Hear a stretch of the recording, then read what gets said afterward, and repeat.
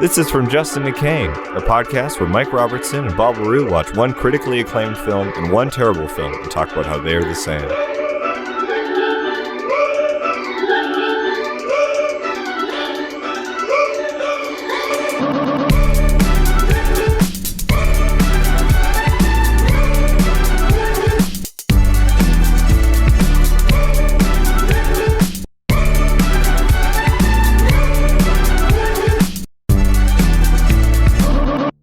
Hey everybody, welcome to From Justin to Kane. I'm Mike and this is Bob.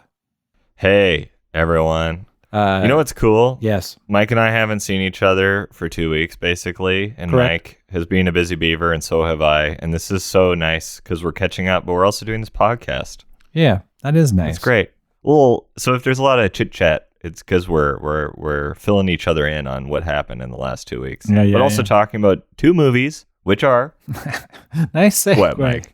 Very good segue. Pretty good, huh? Yeah, we are talking about Face Off, directed by John Woo from 1997, and Elizabethtown, directed by Cameron Crowe from 2005, question mark? Yes, so. 2005, I think. That's the one thing I didn't write down. Yes, and these movies, we are comparing them. We are saying that they are the same film, and it's an uphill battle, but it's going to work out because we've already done all the homework, so spoiler alert, they're the same movie. They're always the same. They're always the same movie. Yeah, one day we're gonna be thwarted, but they can never thwart us because we have the power of imagination on our side. That's true. That's true.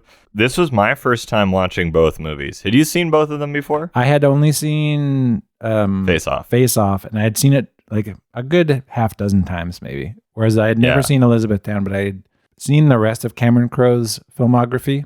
This was his sixth movie as writer-director. Gotta say, after this, I was like, Cameron Crowe, maybe not good. Yeah, it brought down his other work. Kind of, yeah. It kind of took his whole body of work and just shifted it down another gear. And I was like, that sucks. Well, Almost Famous might not be that good. No, Almost Famous is good. I haven't seen... I know it is. But the thing is, Almost Famous is the story of Cameron Crowe. So it's like his big movie, where he's making his autobiographical, he's writing what you know kind of thing. Yeah. And then the other ones they just don't work.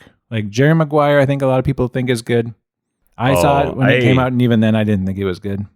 I watched Jerry Maguire 4 weeks ago, and I thought it was one of the worst movies I've ever seen. It made no sense. It was terrible. Emotionally, it was all over the place, and the plot was very meandering. Yes. And he's famous for a meandering plot, and I'm into it sometimes. But man, oh man, Jerry Maguire is just a flaming hot pile of shit. And I haven't seen Singles or Say Anything. So, I haven't seen two movies, and I hear both of those movies are really good. I've seen Say Anything, and it rocks. I've never seen Singles. And I have seen Fast Times at Ridgemont High, which he did not direct, but he did write. But he wrote it. And that's a great fucking movie. I watched that like 2 weeks ago. Yeah. I'm on a Cameron Crowe bender, and I didn't even realize. So have you seen Aloha? Yes, I have. Okay. I thought it was okay. It's better than Elizabethtown, but it's still not a great film. Okay. I think he's getting worse. Yeah, he's getting really sentimental. I don't think he understands the 3-act structure because his films are so poorly structured. The shape of his films make no sense. So that it's just blobby. this sloppy blob of no plot, weak character, and then it meanders, and then it disguises itself as like this character piece. Yeah. But in actuality, they're just often poorly executed films. And you could say that about Almost Famous or Say Anything. Like there were points where it's like, this doesn't feel like it has like an act structure. It's just like this meandering thing. But then it works. It has like a charm in that. So I feel like he's walking a fine line, but he's just sort of constantly failing now with each film. Yeah. Yeah. I really, when I was watching Elizabethtown, I couldn't believe how stinky it was. Yeah. It smelled so bad. Like an airplane toilet. Yeah. Like a big deuce was dropped in an airplane toilet, unflushed, door left open, so it goes into the cabin, and the recycled air, just poo particles everywhere. You're not going to get COVID. You're going to get pink eye on this flight. You're a poet. That mask ain't going to cover your eyeballs. You know what I mean? Mm-hmm. That's Elizabeth. That's my review of Elizabethtown. Actually, you know what? On what? Yeah, related to what you just said. Today, me and my partner were talking about whether farts contain like actual fecal particles. And they do. Well, I was arguing that they do, but she looked it up and said that it's methane and some sort of like chemical. Oh, okay. But there is poo particles, so that's why it smells. It smells like sulfur. It's like sulfur dioxide or something. I'm getting it wrong, of course. Yeah. But so that's why it smells. But I was like, well, it's got to smell because you're smelling and you're putting little poo particles in your nose. Yeah. And apparently if you fart bare-assed, because they did an experiment with Petri dishes, and bacteria grew when someone farted bare-assed, So that just means all the poo particles are on your underwear or your denim if you go commando. Yeah, exactly. So there are like little poo molecules in there if you are bare-assed, but a fart is kind of like a cough for COVID. So that's why people should wear masks, because it's like, well, if you farted in my face bare ass, I would be really mad. But if you coughed in my face without a mask, I might get sick, you know? Yeah, totally. I might get pink eye if you fart in my face bare assed. So yeah. Anyway, where are we talking? Oh yeah, Elizabethtown stinks. Turd. Stinky. So if I may, the first similarity, because I went into Face Off and I was like, I remember seeing this movie in the sleeve of a VHS sleeve, and I never saw it, but I read the back and I was like, oh, they like transplant faces and they pretend to be each other, blah, blah, blah. And I was like, that sounds like a fun, crazy 90s movie. But then I sat down and I was like, I had a vague understanding of the plot, but I was not prepared for how insane the movie is. Oh, yeah. And it is beyond insane. And I would say Elizabethtown equally is insane. I would agree with that. Yeah, that's a great They're both similarity. insane movies, and that's the first similarity. Yeah, both contain like extremely overwrought performances, I would say, especially on the part of and as a result of the writing, I think. Yeah. Kirsten Dunst, she's doing her best with what she's got, of course, but it is a bit over the top considering. So not her fault though, because she's always great. But yeah, and that's the same with the Face Off. They got Cage doing Cage before he was Cage. You know what I mean? In a way, Cage is a Manic Pixie Dream Boy. That's what I was gonna say. That was my next thing that I was gonna say. So we're on. Oh, I'm so sorry. No, don't apologize. You should be feeling glad that we're just so in tune. Yeah, wow. 2 weeks apart, and look at us. We've never been closer. We've never been closer. Not physically, because we're doing this over Zoom, but emotionally and spiritually. Yeah, definitely Nicolas Cage is kind of like playing Manic Pixie Dream Girly kind of characters where there's no connection to reality, I guess. Yeah. Like there's nobody he doesn't acts really like this. have character traits. Like he doesn't have a personal arc. No. He's just mayhem. He's just mayhem, yeah. But I guess the Manic Pixie Dream Girl is not mayhem necessarily. She exists, that character exists to bring like some sort of, I don't know, structure to a person's life who might be kind of lost. It's the point is to have some like dour character wake up and smell the roses. Yes, exactly. And that's what the Manic Pixie Dream Girl does. Yeah. In a way, you're my Manic Pixie Dream Girl. Thank you. I definitely have that energy for sure.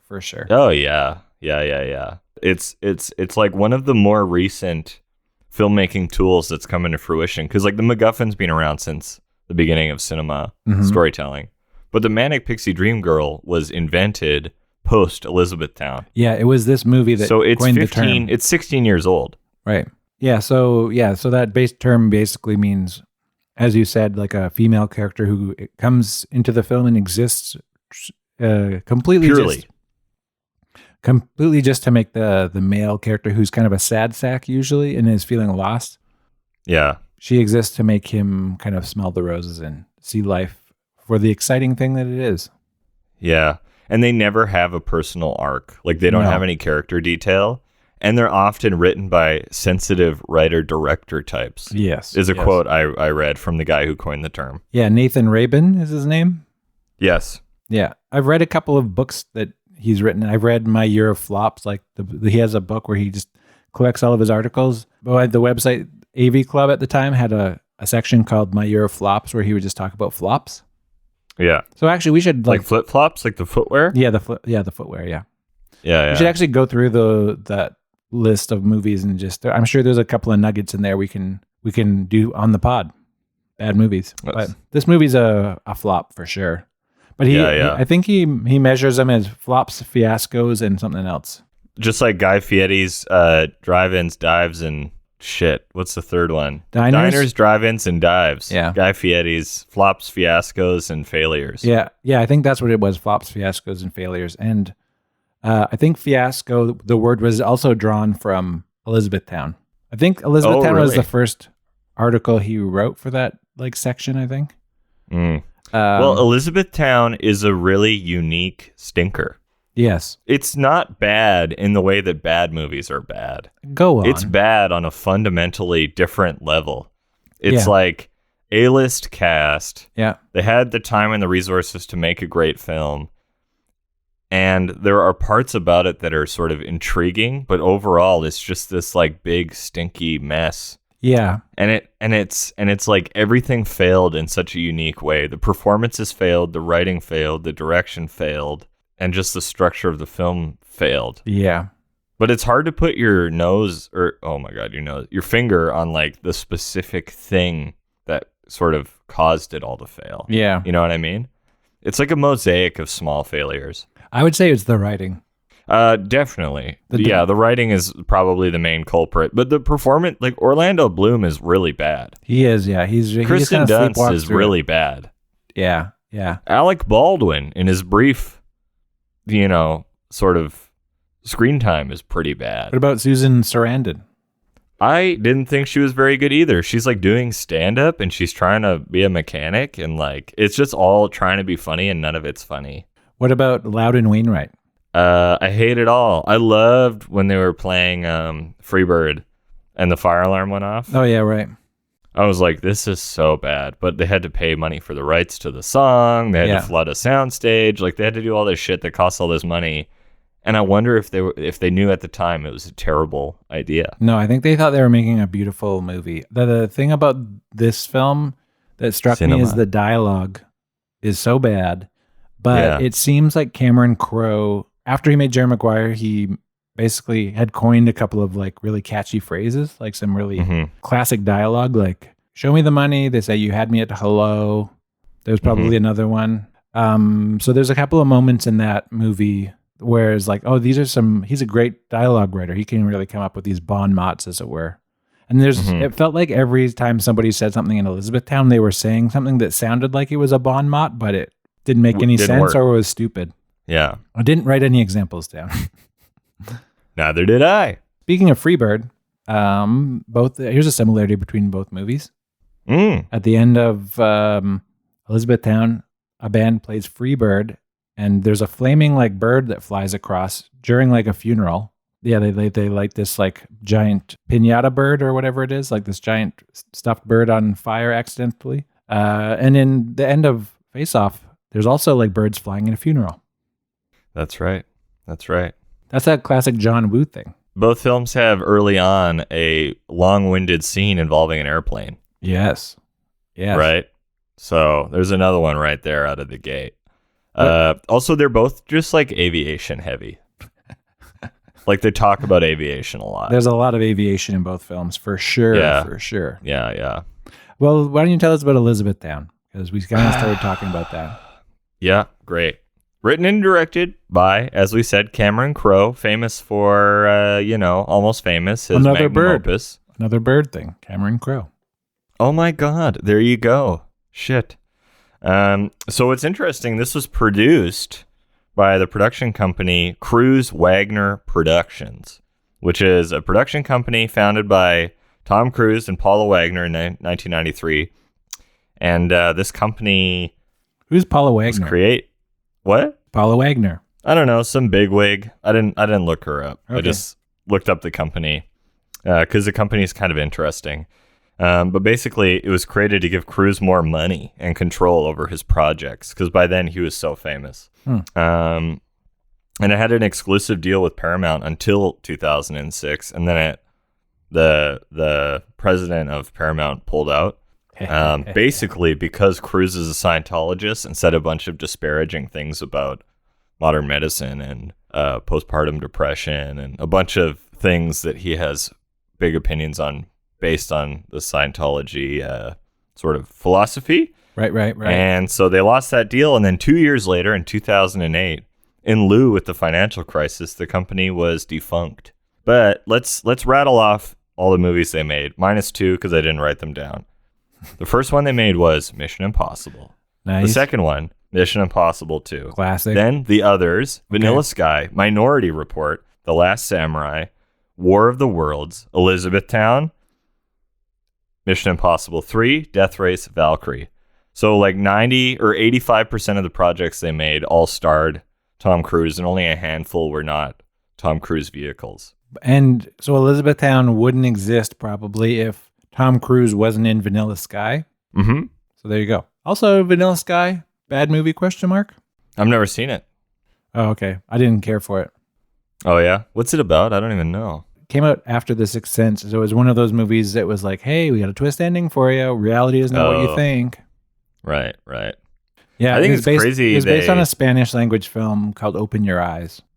Wow, you're just full of information. Well, I remember seeing these films. We saw Vanilla Sky because it was like the cool movie to see, during that 1 week when it came out on video. Yeah. But then they also put out the original Spanish language movie at the same time, which had Penelope Cruz in it as well. She played the same character in both movies. Oh, weird. That doesn't happen very often. No. So it's also interesting, like they produced some major Spielberg films. Minority Report and War of the Worlds. Right. 2 giant movies starring Tom Cruise. And the last one they made, Valkyrie, the famous mission to try to assassinate Adolf Hitler in the Wolf's Den with that explosion, also starring Tom Cruise. Guess who directed Mission Impossible 2? Who? John Woo. Oh my God. The director of Face Off, which did not star Tom Cruise. So here are people who auditioned for the role that ultimately went to Orlando Bloom. Ashton Kutcher. Nice. Sean William Scott. Oh, Colin Hanks. Don't know who that is. Colin Hanks? Yeah. Tom Hanks' son? Yeah. Wow, I said that as a joke and it was true. He had like 2 or 3 movies that came out and then he just kind of stopped acting after that. I think he does comedy writing now. Is he a good actor? He's fine. Who else? Chris Evans and James Franco. Imagine, they all would have kind of been bad, but it would have been cool. Yeah, I would have watched a movie without any of those people. Me too, especially Sean William Scott. Yeah, that would have been a good one, I think. So this film takes place in Kentucky. It was filmed all over Kentucky, but there's only 1 or 2 scenes that were actually filmed in Elizabethtown because the town no longer looks like what it used to. It's gentrified. It's predominantly strip malls and shopping malls. Right. And they bulldozed all the old architecture. So they filmed in a bunch of neighboring towns.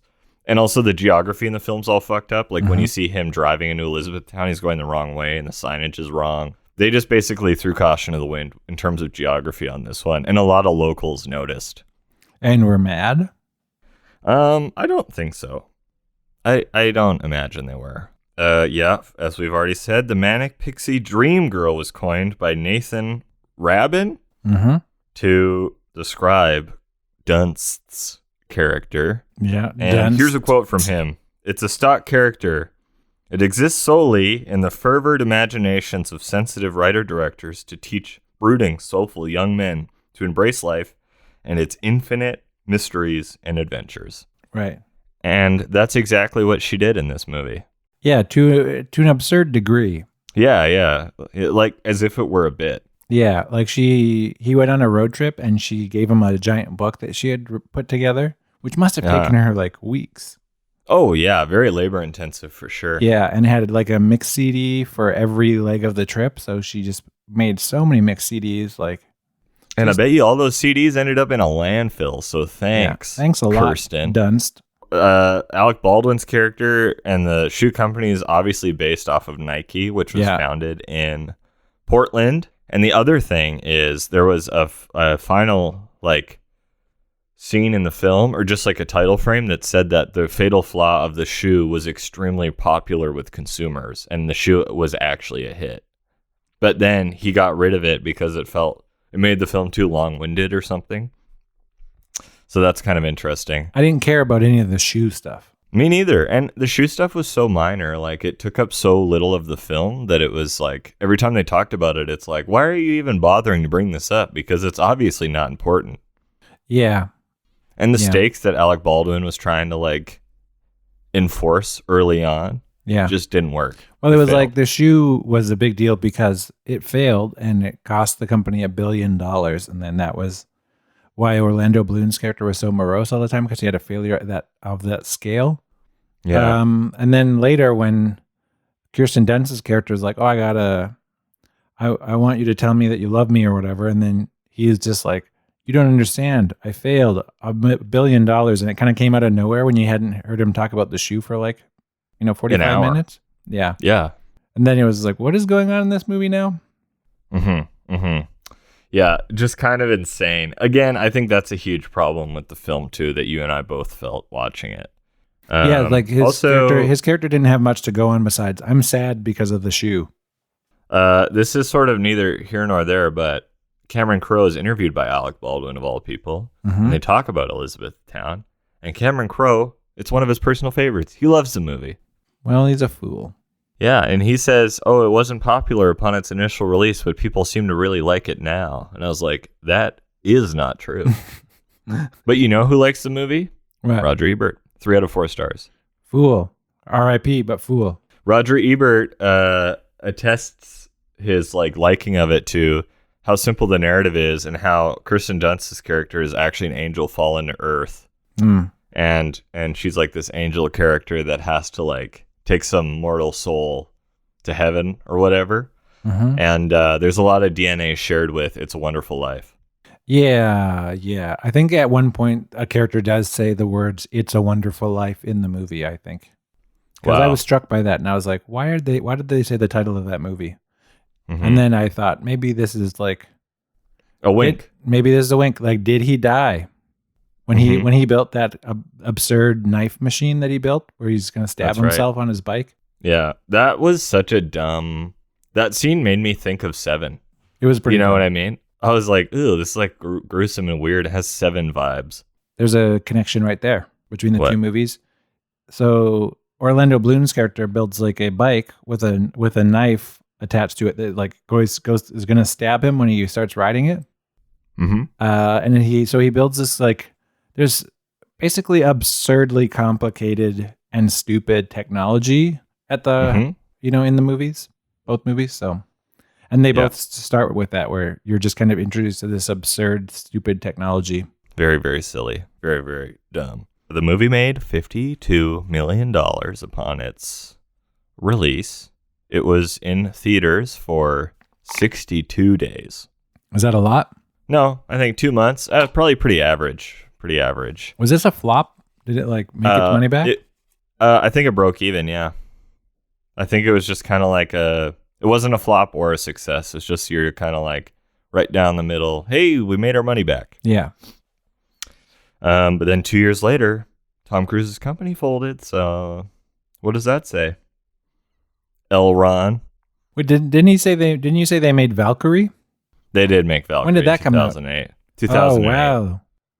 Time flies.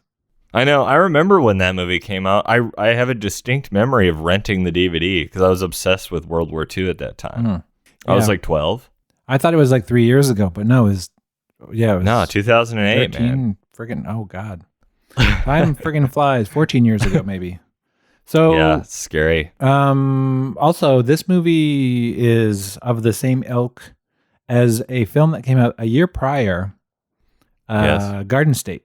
Oh, with Zach Braff? Zach Braff and Natalie Portman is pretty much the exact same movie because it's a sad guy whose family dies, has to go back to the small town, meets a woman there who is kind of absurdly insane in how this person acts, but she makes him appreciate life. To the end, they both have killer soundtracks, or maybe I wouldn't say killer soundtracks because I didn't care for the Elizabethtown soundtrack. But there's a lot of really, really in your face needle drops where they're this song, this song, to the point where in Garden State she's like, the Shins will change your life, and then she plays the Shins. Yeah, and guess what? That's what Cameron Crowe does in literally every movie he does. He's just here's another song I like. To the point where there's a road trip in Elizabethtown where it's just like him playing songs he likes for 15 minutes. Yeah. I feel like needle drops are this weird crutch that a lot of filmmakers use. Yeah. You know, to be like, isn't this film so interesting? Because we played this classic rock song. But on the heels of our Gump episode. Oh, yeah. Preach. Great episode. If you haven't listened to it, you should. Yeah. It's Fuck great. Forrest Gump. Hear us talk about it. Do you got anything else about Elizabethtown? No, that's it's basically all she wrote. Nice. Yeah, there's not much else to say. It was like an unremarkable film. Yeah. And it didn't make a lot of waves. No. But it did feel bad to me in a way that was like very powerful. Yeah. I could feel palpable. it. Yeah, it was palpably bad. Titularly palpably bad. Mm-hmm. Too bad about old Orlando Bloom, because he was great in Lord of the Rings and I guess Pirates of the Caribbean. Pirates. Good in those other movies. Right. It's too bad he stunk in this movie, and that this movie made him stink. Probably is more accurately what happened. Yeah, like he is the poop particle that in the petri dish. Yeah. He's coming out of that bare ass. There's no underwear between the butt he's leaving and the nose he's entering. He's a big stinky poo boy flying through the air right into your schnauz. Wow, that is poetry. Yes. Right into your schnauz. Yeah. Okay, I'll talk about Face Off a little bit. Cool. So, I guess another similarity is both have like grammatically weird titles. Go on. Because Face Off is like kind of one word, and so is Elizabethtown.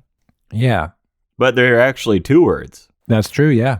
And they're both said in both movies, because Nicolas Cage famously says, "Face off." Right.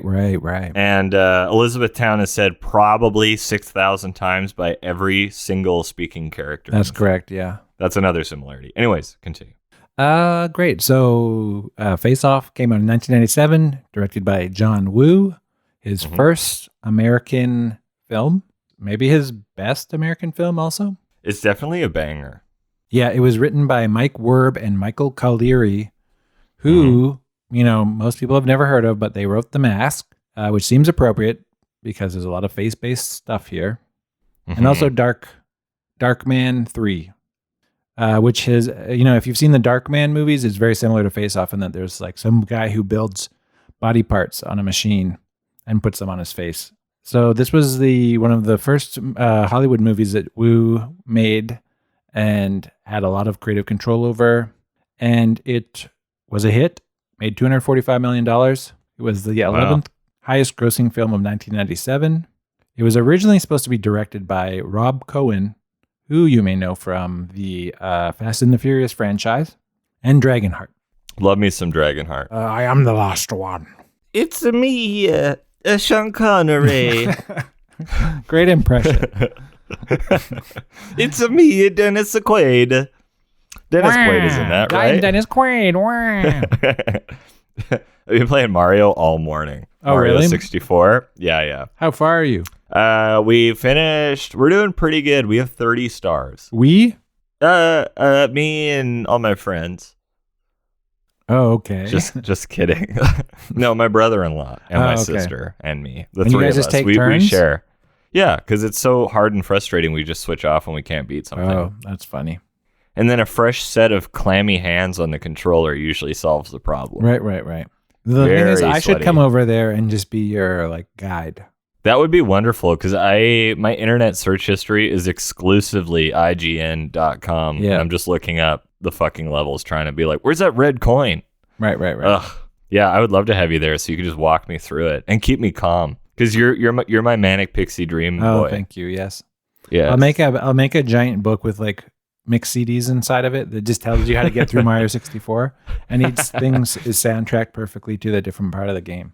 That'd be great, but a cacophony with the music of the game, which is like terrible 8-bit piano sounds and sitar. 64-bit. Oh, 64-bit. It's in the name. Oh, yeah, I guess. Yeah. Yeah. Wow. I don't even know what that means, bits. Yeah, me neither.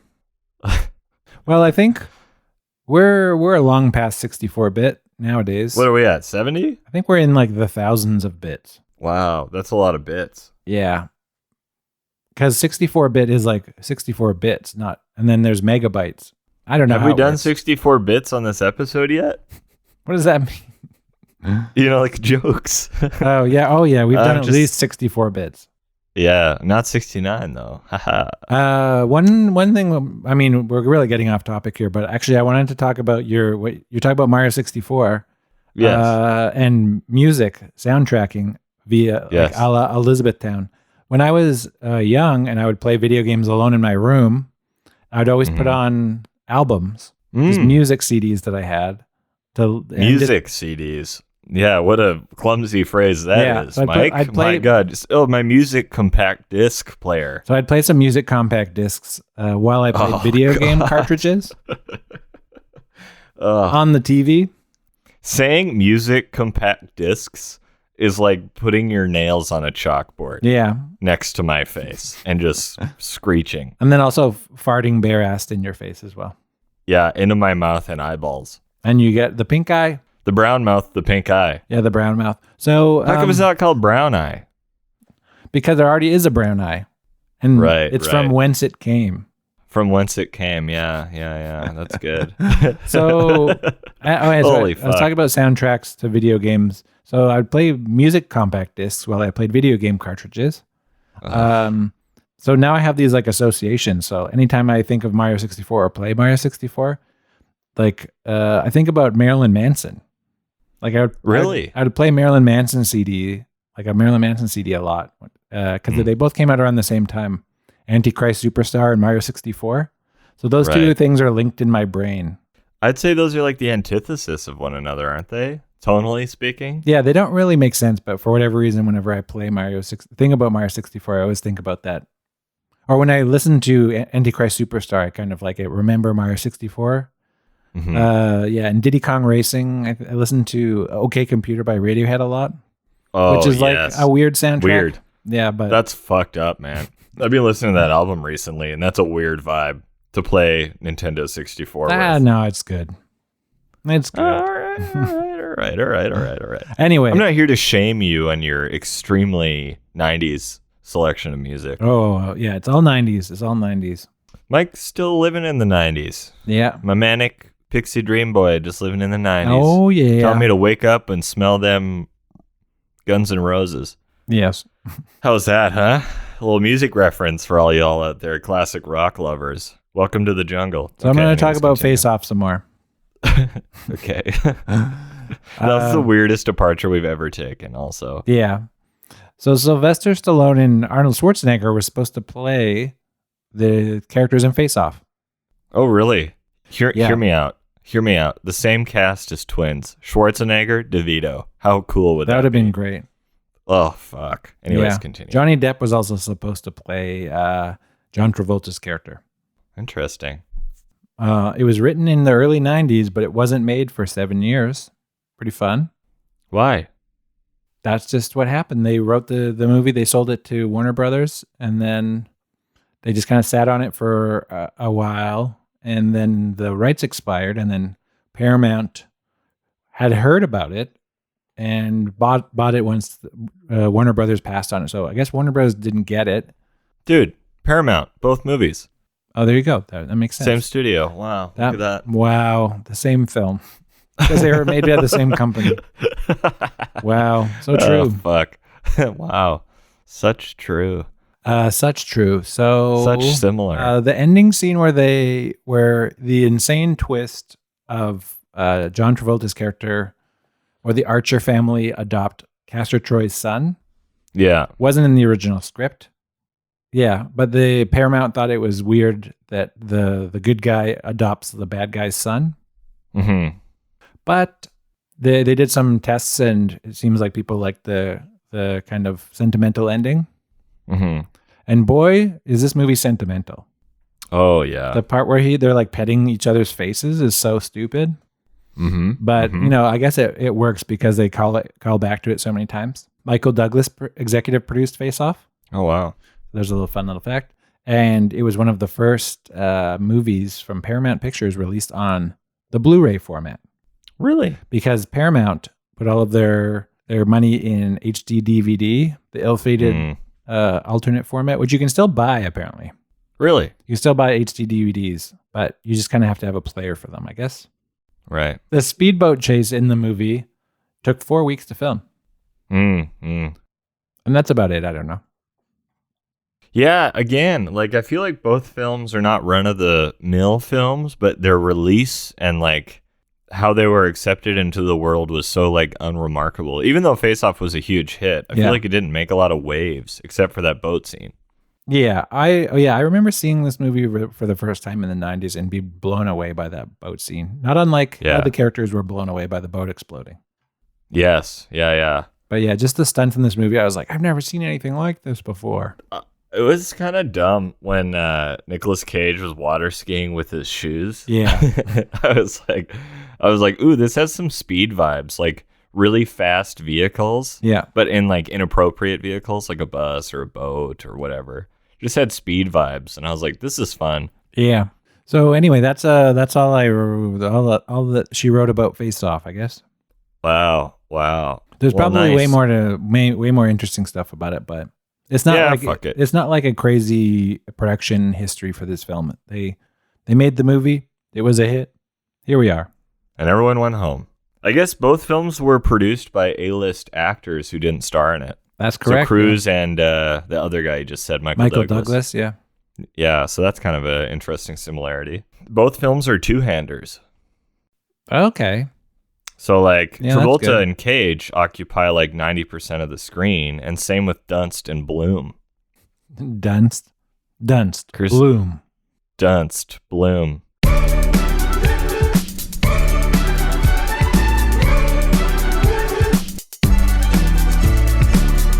So anyway, let's find some similarities between these two movies.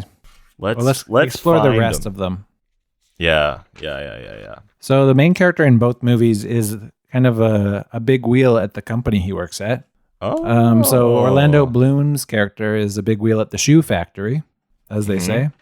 And in Face Off, John Travolta's character is a big wheel at the police factory or the FBI or whatever he works for. What does he work for again?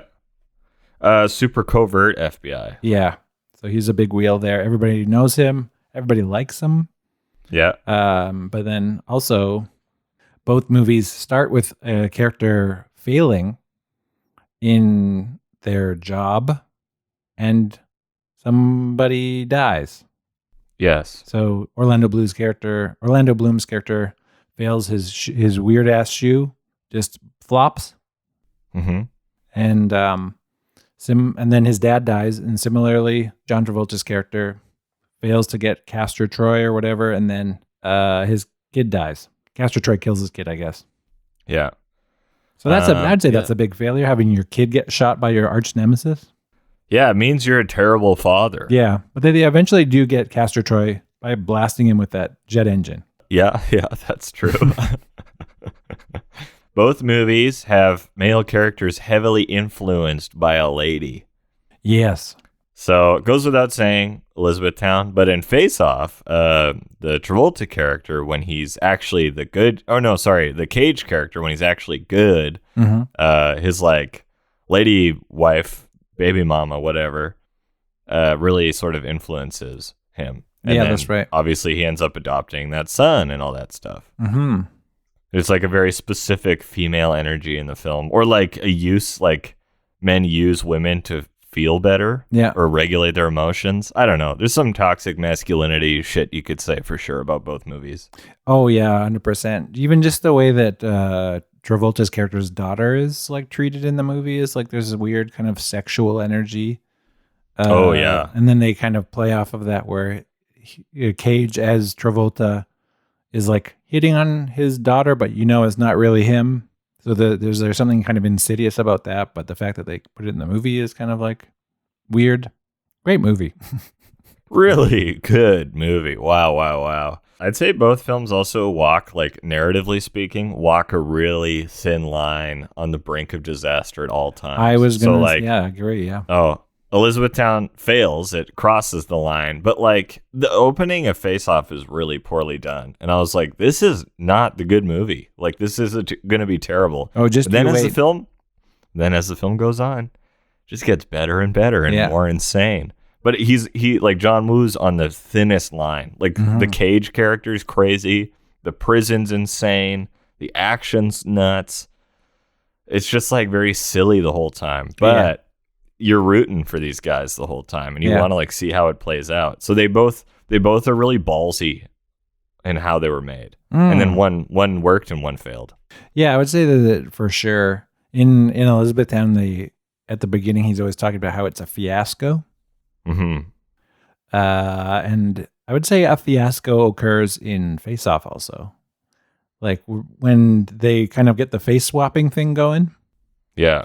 And everybody's like, wow, look at this cool technology. And then he swaps faces, and then Castor Troy wakes up, and then it's like, I want my face back. So he takes the other guy's face.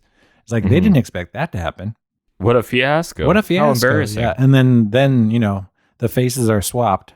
The faces are off, as it were. The titular faces are off. Face off. Yeah. I love that line. It's so good. Big Fs in both movies. Big Fs. For sure. Big Fs. Yeah. Yeah. I'd say in a way, both movies have a male character lose their baby. Mm-hmm. So Orlando's Bloom's baby is his career and the shoe he has made. He's coddled it to life. Yes. And then it failed and died. Yes. And John Travolta lets his son die because he's a terrible father. Yeah. Any normal dad would stop a sniper from sniping their baby. Easy. And also he in Elizabethtown, he like pets his hand across the shoe.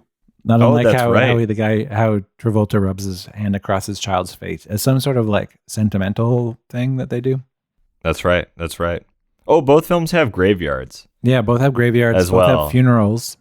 Yes, which you said earlier. Yeah. That's a good one. Family is at the center of both.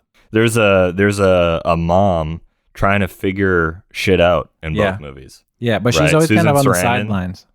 Yes, they're both on the sidelines, but they're both like have these interesting character arcs where they're trying to figure out what the fuck is going on. Whether it be like Susan Sarandon, it's like her life and how to move forward. Yeah. And like what her identity is. And then Joan Travolta's Allen. wife is like, what the fuck is going on? Yeah. Who's this hunk? Who's this Scientologist hunk?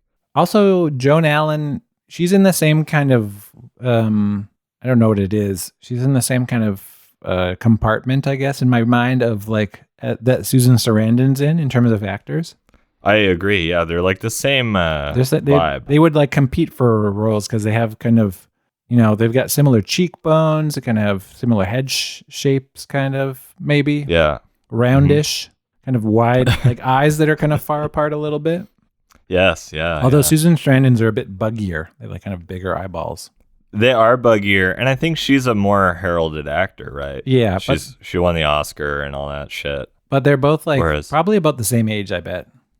Oh, yeah, for sure. Yeah, so those two actors are very similar in my mind. Yeah. So I don't know. There's one, I guess. Yeah, that's a similarity. Both films have like a Scientology DNA to them. Nice. Travolta and Cruise, who are like famously good friends and Scientologists. Yeah, right. Cruise produced the goddamn movie, Elizabethtown, and Travolta stars in Face Off, and he's a famous nut job. Yeah, there you go. Yeah. Scientology is fucked. Yeah. I would say that both movies are like sickening in their sentimentality in the films. Yes. They're both like sickeningly sentimental in how just corny they are, I guess. Mm-hmm. And also there's explosions in both movies. Like big explosions because that house blows up in the video that they watch in Elizabethtown. Kind of like comes out of nowhere. This random scene in the middle that seems like out of place. When seems all the like kids it'd be are in a watching. different movie. Yeah, it seems like something from a Charlie Kaufman film. Both films have characters. The main character is getting just sopping wet. Yes, that's right. The fire alarm goes off. Everyone's all wet and shit. And Elizabethtown and then frickin' Face Off, there's the whole boat sequence. And they are sopping wet. Well, also, there's a funeral. Both movies. There's birds at the funeral and flames at the funeral. And then immediately after, the characters get wet. It's the same fucking sequence. You could put those scenes in each other's films and no one would notice. Nobody would know the difference. Identical. Yeah. It'd be like, wow, what is this? That's crazy. That's crazy, man. Isn't that crazy? Both movies are about swapping. Yes. So they swap faces in Face Off, and then in Elizabethtown, they swap places. So he just goes from one place to another. They swap faces, but they're actually swapping their entire bodies. Mm-hmm. They're like fundamentally different builds and heights. Yes, I know. And it's like, oh yeah, we're going to change the face, but we're also going to skin you. Yeah. And then put new skin on all over you and like trim love handles, as the one guy said. Oh yeah, right. They do change the bodies. But I guess Face Off sounds better than Bod Off. Body Off. Yeah. Bod Yeah, swap. but I like the titles to be... Oh, I guess both films have extremely literal titles, too. Yes, also that, yeah. Not just like, oh, they're weird grammatically, but they're also very, very literal. Yes, I agree. I think both movies kind of have like a carnival at some point. Because yes. in Face Off, there's like a carnival at the beginning where his son gets wasted. Wow, great nomenclature. Well, you're really hip with the with the gangsters.